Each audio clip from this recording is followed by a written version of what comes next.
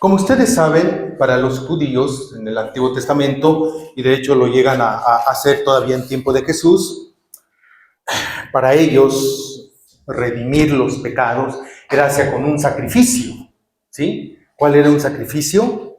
Comprar pues un animalito, ¿verdad? Los más pobres, lo ponen prácticamente Lucas, ¿verdad? Eran las palomitas, los pichoncitos, ¿verdad? Que eso es lo que va a hacer la familia de Jesús, otorgar un sacrificio, ¿verdad? Prácticamente la compra de las tórtolas, ¿no? Y de ahí se mueven muchos animalitos hasta llegar totalmente a un toro, ¿verdad?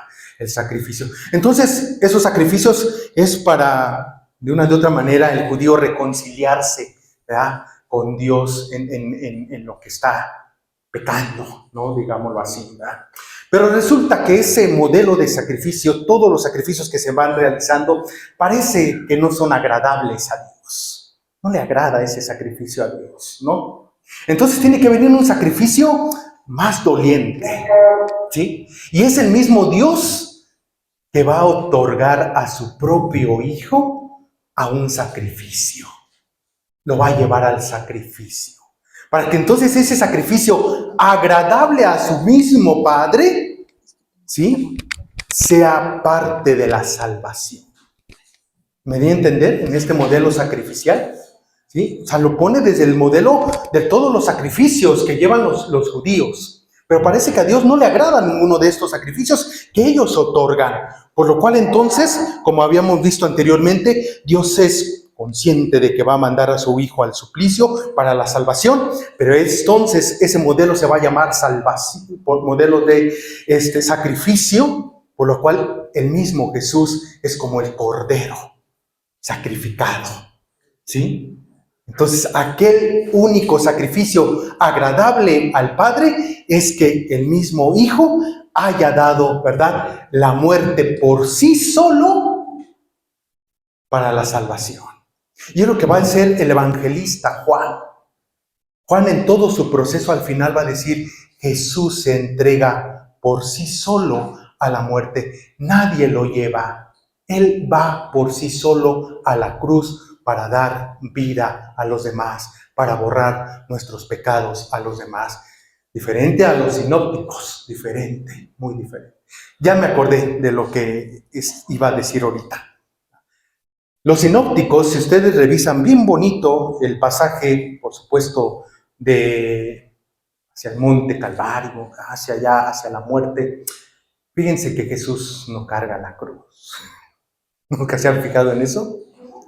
Jesús no carga la cruz, ¿verdad?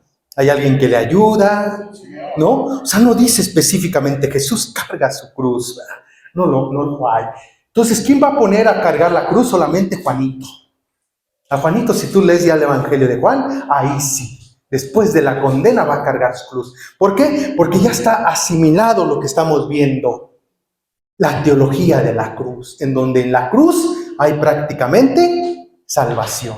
Recordemos que en los evangelios antes fueron los sinópticos. El Evangelio de Juan es prácticamente último, entre el 90 y 100, por ahí más o menos lo ponen.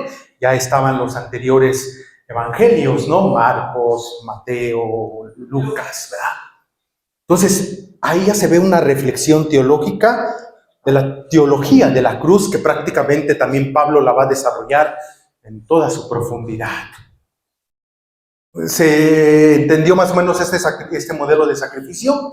¿Sí? Entonces es el mismo Jesús, que es el Cordero, es el que va pues a la muerte como mayor sacrificio agradable al Padre. Ese sacrificio sí le agradó al Padre. Y hay modelos anteriores de tantos sacrificios. ¿Quién también va a sacrificar a su hijo? ¿No? Exactamente. ¿Verdad? Es el mismo, ¿verdad?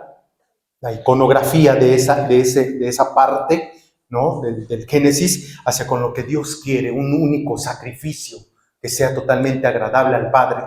Y entonces, pues desde ahí, ¿ya? Son de las primeras comunidades teológicamente hablando, pues es que hay salvación, porque tú y yo hemos hecho sacrificios, pero no son sacrificios al Padre. El único que es sacrificio real y que nos trae la salvación es Jesús, porque es un Cordero que va totalmente libre por su cuenta, por su voluntad del Padre, a la muerte, y que hay salvación. ¿Quedó claro? ¿Sí? Muy bien. Segundo modelo de explicación de salvación, que sería la pregunta número 5. ¿Cómo explica el Nuevo Testamento la muerte de Jesús en la cruz a partir del modelo de la nueva alianza? ¿Sí se acuerdan cuál es la primera alianza? ¿Cuál es?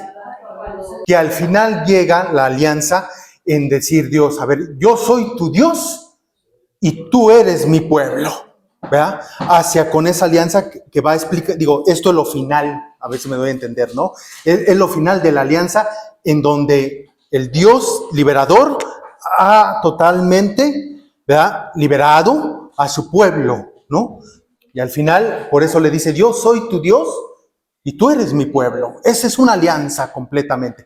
Que hubo una alianza primitiva. ¿Cuál fue la alianza primitiva? Es con Noé. Viene una salvación al mundo, ¿verdad? Con Noé. Y entonces aparece un arco iris. Esa es una alianza primitiva en el Antiguo Testamento. Te es salvado. Fíjense cómo vienen los modelos, ¿no?, de las alianzas, ¿verdad? Noé salva totalmente a su pueblo, ¿sí? Con Moisés salva a su pueblo de una opresión, ¿no? Y en esta va a salvar también, en esta nueva alianza. Entonces, este segundo modelo de salvación, la nueva alianza, es prácticamente se le hace la interpretación hacia Jesús en la última cena, como lo vemos, ¿no? Parte teologizada, ¿sí? En donde él prácticamente con la copa dice, pues esto es mi sangre, y sangre derramada para el perdón de los pecados, ¿verdad? Entonces, la sangre derramada que hubo en Jesús, en esa cruz, ¿verdad?, esa sella la nueva alianza para el nuevo pueblo, que somos incluso cada uno de nosotros, ¿verdad? Y en esa sangre derramada hay totalmente salvación para con todos, ¿sí? Así sella Jesús esa alianza con su propia sangre, ¿verdad? ¿Sí? Después, en la Edad Media, hay muchas maneras de cómo hacer contratos y era exactamente con la sangre, ¿sí? Sellar la sangre a veces en documentos o sellar entre dedos, ¿no? Que a veces con sangre, ¿no? Esos eran los modelos realmente de alianza del uno con otro, ¿no? Entonces, en pocas palabras, la nueva alianza es el mismo Jesús que derrama su sangre, que esa sangre es salvación para con todos. ¿Se entendió? Sí.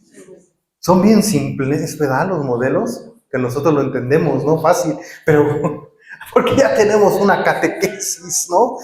Pero para las primeras comunidades, qué difícil fue a veces entender o explicar esto, ¿no?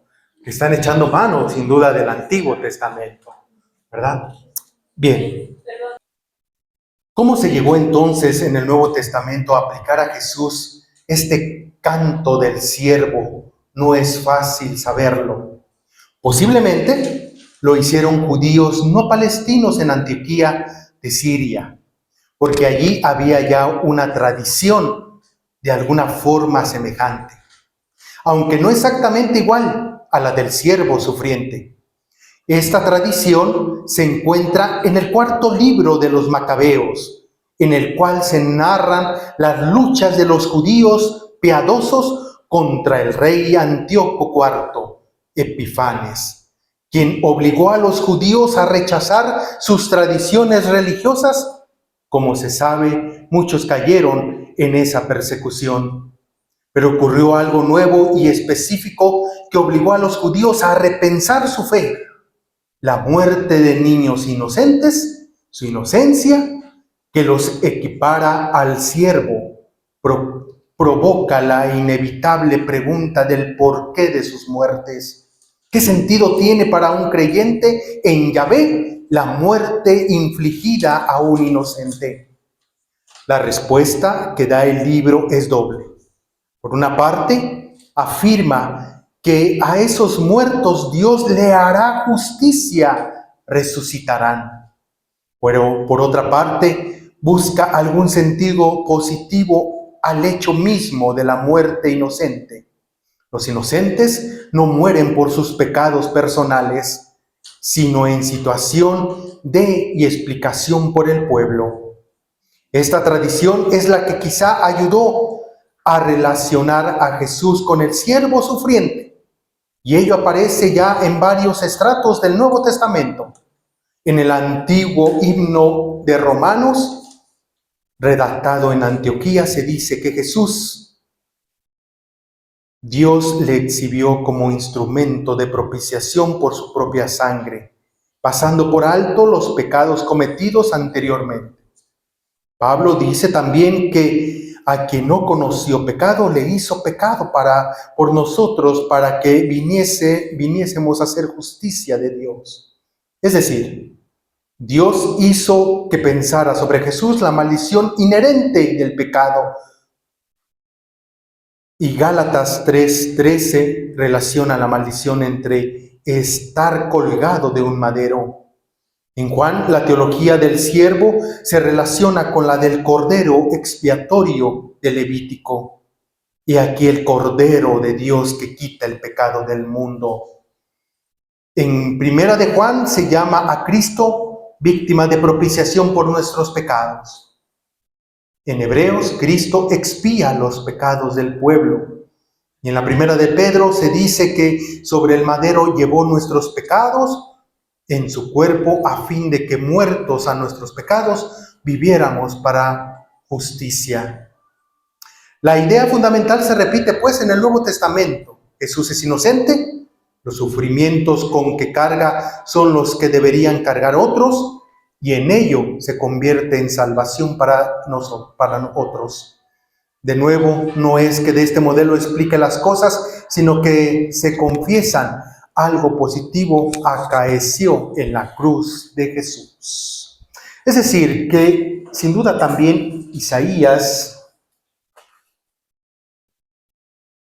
recupera de este libro de los Macabeos, ¿verdad?, la inocencia y la justicia que se tiene que realizar hacia con el mismo Salvador, o aquel que proporciona totalmente vida a través de esa muerte, ¿no? Y en Isaías se da este modelo explicativo, prácticamente lo va a desarrollar de los Macabeos de una manera totalmente sufriente, ¿ah? Lo vamos a escuchar el día viernes, si no me equivoco, viernes de la Pasión, ¿no? Lo vamos a escuchar, ¿no? Que no tenía ni rostro, ¿verdad? Prácticamente como lo dejaba, ¿no? No tenía un aspecto humano.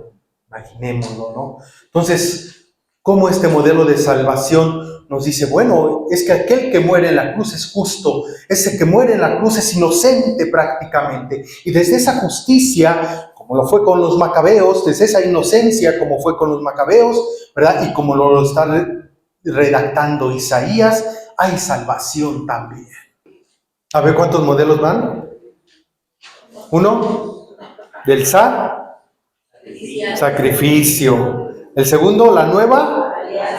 Y el tercero, el siervo doliente de Yahvé, ¿no? De Yahvé o de Isaías, ¿no? 3 modelos, vamos, ¿sí? Perfecto. Vamos. ¿En qué sentido, para Pablo, la cruz de Jesús tiene un significado salvífico? Y a pesar de la insistencia de la resurrección, su centralidad le viene de ser la forma de remitir a los cristianos de Jesús de Nazaret y de corregir y criticar la desviación fundamental del cristianismo, expresada programáticamente en su crítica a los corintios. ¿Qué es lo que va a decir Pablo en la cruz? Es que en esa cruz lo que va a hacer Jesús recoge todos los pecados del mundo, ¿sí? Él no se hace pecado, ¿no? Dice San Pablo, no se hace pecado. Y recoge todos los pecados. Tiene los pecados, va a morir y esos pecados mueren, ¿sí? Para que entonces seamos libres, Recoge todo pecado. Y ahí en la cruz Jesús muere exactamente con todos aquellos pecados del mundo para dar vida a ese mundo. Así de sencillo en todo lo que nos va poniendo. Esa es una como síntesis, supersíntesis. De hecho, vemos los textos de Pablo y es lo que va a decir prácticamente. Jesús hace suyos nuestros pecados y los sumerge, ¿verdad? Y prácticamente muere con ellos, ¿no? Para darnos a la salvación.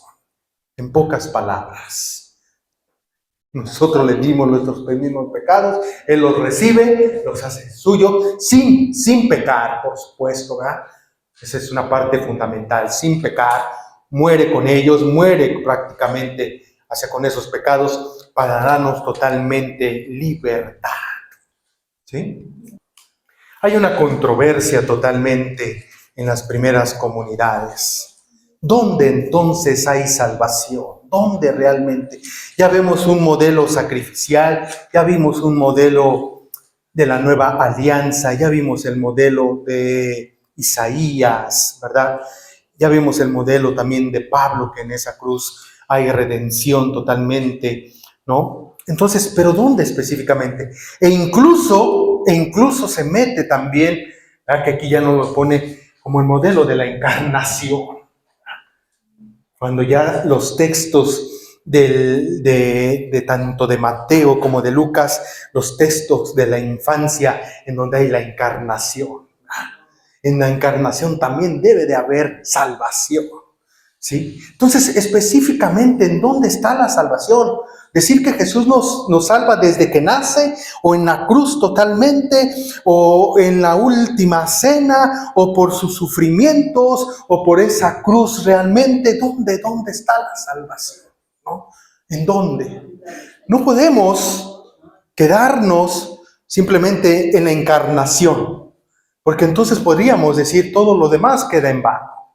No podemos quedarnos tampoco en el modelo sacrificial de la cruz, porque la encarnación también es parte fundamental de nuestra vida de salvación, de la historia de la salvación, en donde incluso también entra María. Entonces, la pregunta número 8 nos lleva a eso. ¿En qué sentido la salvación debe considerarse desde la totalidad de la vida de Jesús? Desde ahí.